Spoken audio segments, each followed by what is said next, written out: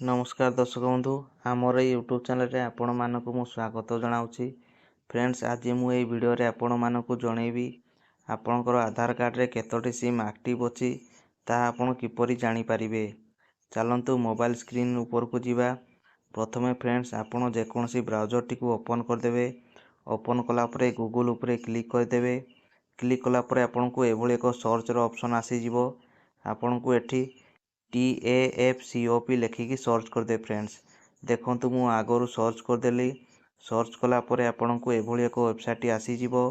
आसी गला परे एठी आपण क्लिक कर दे। फ्रेंड्स क्लिक कला परे फ्रेंड्स आपण एठी देखि पारथबे एटा गवर्नमेंट ऑफ इंडिया रो साइट टी। फ्रेंड्स एठी मध्ये लेखा है डिपार्टमेंट ऑफ टेलीकम्युनिकेशन लेखा है। फ्रेंड्स आपण किछि डरिबार नाही। फ्रेंड्स आपणकर एठी मोबाइल नंबर टी देई कि आपण जानि परिबे जे आपणकर जो मोबाइल नंबर रे आपणकर आधार कार्ड टी लिंक थिबो से आधार कार्ड रे आपण केतोटी सिम एक्टिव अछि बोली आपण जानि परिबे। फ्रेंड्स चलंतु मु मोबाइल नंबर टी एठी देई दउची।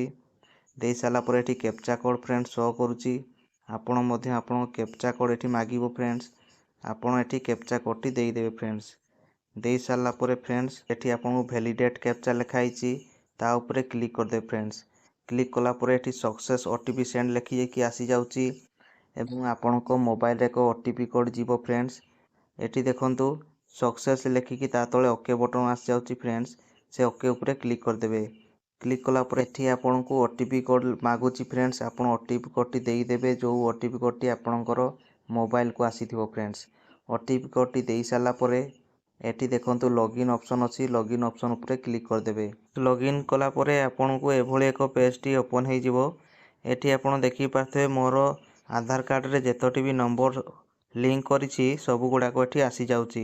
आपण मध्ये जेतेबेले लॉगिन ऊपर क्लिक कर देबे आपणकर आधार कार्ड रे जेतोटी भी मोबाइल नंबर लिंक थिबो सब एठी शो कर जो। फ्रेंड आपण एठी चेक करके देखि देबे जे आपणकर को नंबर टी आपण व्यवहार करूछंती एवं आउ को नंबर टी आपण व्यवहार करू नाहंती। फ्रेंड्स जदि व्यवहार करू नाहंती ताहाले आपण केमिति बंद करिवे एवं जदि अन्य कोनोसी लोक जदि आपण को आधार कार्ड यूज करिकी मोबाइल नंबर टी एक्टिव करके चलाउची ताहाले आपण केमिति बंद करिवे। बंधु साइड रे बॉक्स टी अछि से बॉक्स ऊपर क्लिक कर दे। फ्रेंड्स क्लिक कला परे एठी आपण देखि परथे नोट माय नंबर लिखाइची सेही नोट माय नंबर ऊपर क्लिक करिकी आपण तळे देखि पारथबे रिपोर्ट लिखाइची सेही रिपोर्ट ऊपर क्लिक कर दे। फ्रेंड्स क्लिक कला परे जो मोबाइल नंबर को आपण क्लिक करथिबे सेही मोबाइल नंबर टी 24 घंटा भीतर बंद हो जो। फ्रेंड्स ता साइड रे लिखा है नॉट रिक्वायर्ड लिखिची आसी जाउची।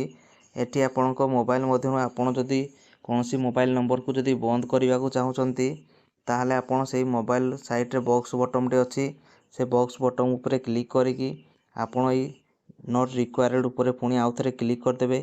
क्लिक करिकी रिपोर्ट ऊपर जेतेबेले क्लिक कर देबे सेही नंबर टी बंद हो जो। फ्रेंड्स साइड रे देखो रिक्वायर्ड लिखा है एटा किछि आपण को ऑप्शन मारिबा को पड़िबो नाही। फ्रेंड्स एभली भाबरे आपण आधार कार्ड रे आपणकर केतोटी मोबाइल नंबर एक्टिव अछि ता आपण जानि पारियो। फ्रेंड्स आपण को जदि एई वीडियो टी भलो लागे चैनल टी को लाइक शेयर सब्सक्राइब करबा को जमा भूलिबेनी। फ्रेंड्स देखाओ फ्रेंड्स नेक्स्ट वीडियो रे। धन्यवाद।